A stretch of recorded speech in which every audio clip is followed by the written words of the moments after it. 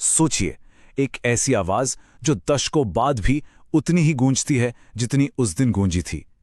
आज के इस एक्सप्लेनर में हम उस एक ऐतिहासिक पल की गहराई में जाएंगे जिसने भारत की आज़ादी की लड़ाई का रुख ही हमेशा के लिए बदल कर रख दिया। ये कहानी सिर्फ एक बम धमाके की नहीं है, ये एक ऐसी वैचारिक आवाज है जिसने उस वक्त की सबसे ताकतवर ब्रिटिश हुकूमत की नींव तक हिला दी थी। बहरों को सुनाने के लिए एक बहुत तेज आवाज की जरूरत होती है। ये लाइन असल में एक फ्रांसीसी अराजकतावादी ऑगस्ट वैलेंट की थी, लेकिन भारत में इस विचार को अपना सबसे बड़ा हथियार बनाया एक 21 साल के नौजवान ने, और वो नौजवान थे भगत सिंह। उन्होंने सिर्फ ये कहा नहीं, बल्कि अपने क्रांतिकारी कदमों से इसे सच साबित कर दिखाया। तो चलिए समझते हैं कि 8 अप्रैल 1929 को आखिर हुआ क्या था।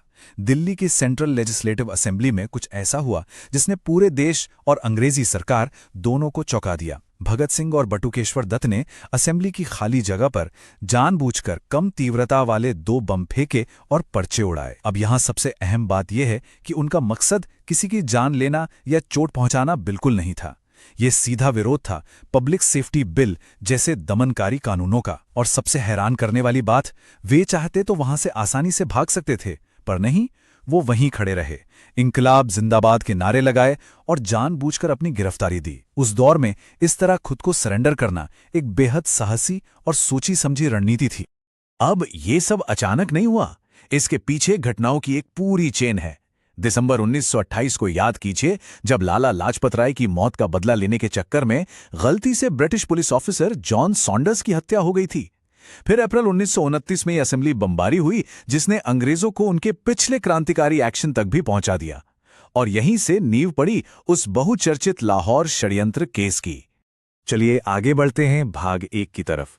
एक क्रांतिकारी की विचारधारा जो सिर्फ एक्शन से कहीं अधिक थी।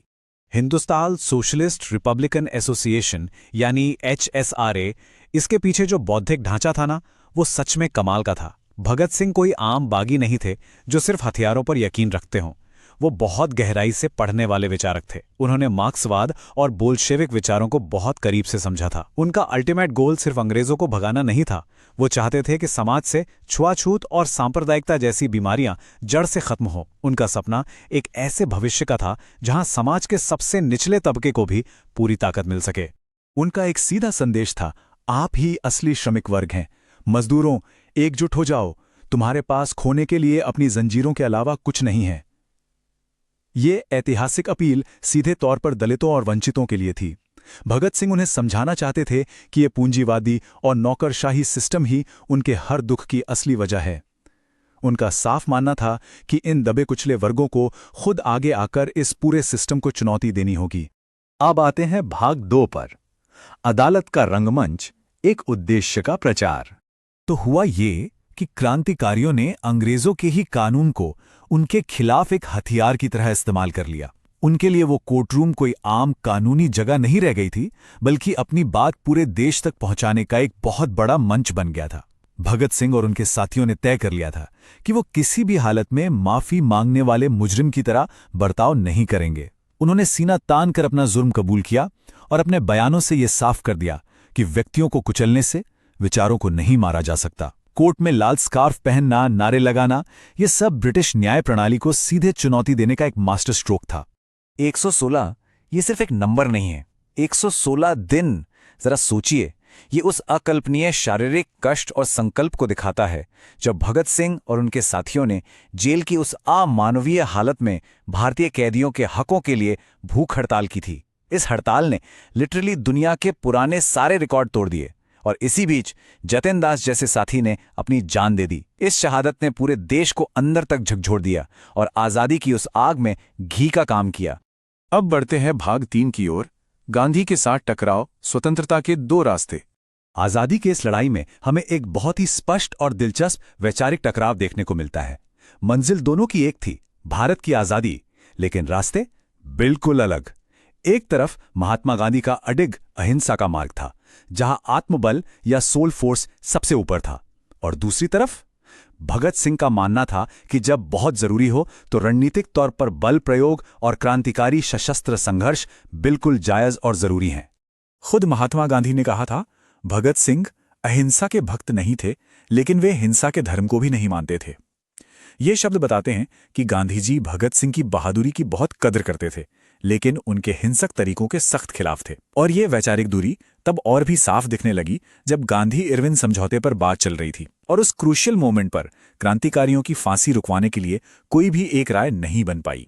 भगत सिंह अपने उसूलों को लेकर कितने पक्के थे, इसका अंदाजा इस बात से लगाइए कि जब उनके खुद के पिता ने फांसी टालने के लिए दया याचिका भेजी तो उन्हें बहुत गहरी ठेस पहुंची।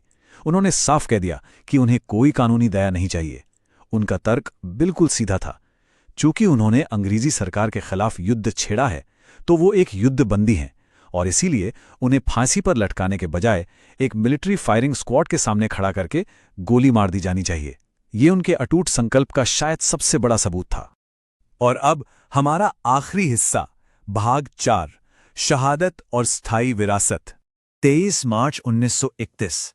आखिरकार इस कहानी का वो भावुक कर देने वाला पल आ ही गया। महज 23 साल की उम्र में इस नौजवान को फांसी दे दी गई, लेकिन वो कहते हैं ना, वो उन्हें मार सके, उनके विचारों को नहीं। आज भी दशकों बाद भगत सिंह की वो तस्वीर नई पीढ़ियों के अंदर एक अलग ही आग पैदा करती है। क्या वामपंथी, क्या दक्षिणपंथी राष्ट्रवादी, आज राजनीतिक स्पेक्ट्रम का लगभग हर हिस्सा उनकी विरासत को अपना मानता है और उनके संघर्ष से गहराई से जुड़ाव महसूस करता है।